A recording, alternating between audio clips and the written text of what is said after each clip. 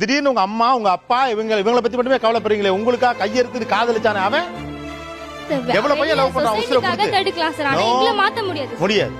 மாத்தாத அப்புறம் அவன் போனா போச்சுல, உங்களை மாத்திட்டாங்க. நீங்க இருக்கீங்க, மாறிக்கங்க.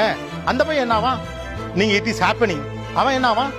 அவன் கூட வாழணும், அதானே வாழ்க்கை. நீங்க இந்த கேரக்டருக்குள்ள ஒரு ஆம்பளை பையன் கிட்ட சொல்றா, அவங்க ஏத்துக்க மாட்டேங்கிறாங்க. ரைட்டுமா, ஏத்துக்கல. இதே உங்க பையன் பண்ணா, அந்த பையன் பண்ணா, அந்த பையன் அவங்க அம்மா அழுகுறாங்க, நான் என் வீட்டுல இருக்கேன், நீ உன் வீட்டுல இருக்கேன்னு சொன்னா ஓகேயா? அவன் என்ன பண்ணணும்? What he has to do? Have to leave. He has to leave the home, right? For what? For what? For you. ஒரு ஆண் உங்கள் மீது வைக்கிற காதலுக்குனால வெறும் ட்ரஸ்ட் மட்டும்தான், வேற ஒண்ணும் கிடையாது. நீங்க அத்தை பொண்ணோ மாமா பொண்ணோ ஜாதிக்காரியோ சொந்தக்காரியோ யாரும் கிடையாது. What about the girls, sir? Both. அப்புறம் ஏன் இந்த வார்த்தை வருது? நான் தான் சொல்லிட்டேன் ஷாக்கிங் கிளைமாக்ஸ். என் டைரக்டர் அங்க இருந்து தான் சொல்றாரு இட்ஸ் ஷாக்கிங் கிளைமாக்ஸ். பட் இது எனக்கு ஷாக்கிங் கிளைமாக்ஸ்மா. விட்டுட்டு போறேன்.